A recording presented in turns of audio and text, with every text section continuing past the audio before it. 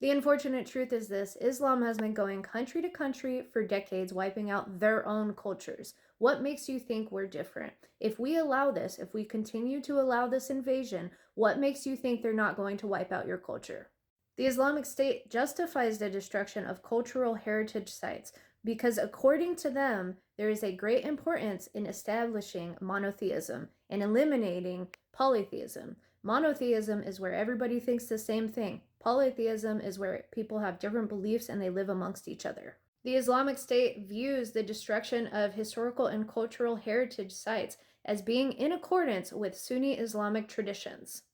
The Islamic State is a jihadist terrorist organization. Their core ideology and goals are rooted in the extreme interpretation of Sunni Islam. Their goal is to establish and expand a global caliphate governed by a strict, puritanical version of Sharia law. In 2014, when President Barack Hussein Obama, the descendant from Kenya, when he was president, they established the caliphate. Their goals are to establish a caliphate, then to implement strict Sharia, then the global expansion.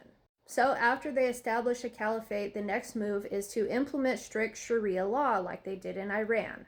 During the global expansion, they plan to seize land and take over the entire earth.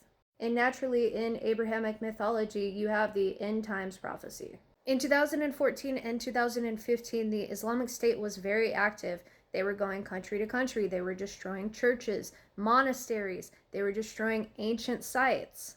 Jihadism is advocacy for a violent holy war to impose strict Islamic law.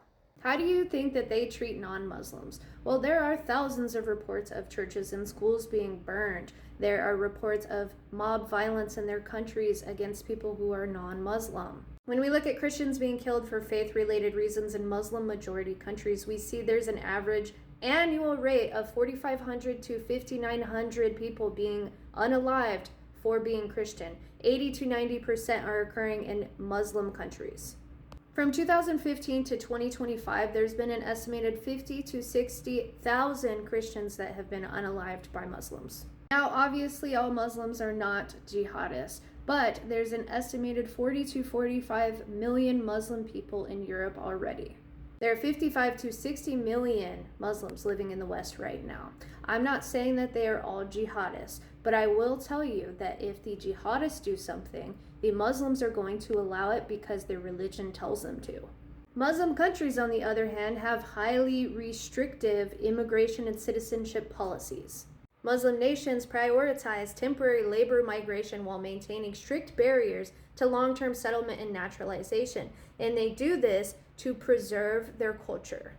Muslim nations frequently deport their expatriates en masse for visa violations, job loss, or policy changes. Saudi Arabia deported hundreds of thousands at once. In their country, deportations are framed as routine. They're not framed as ethnic religious cleansing.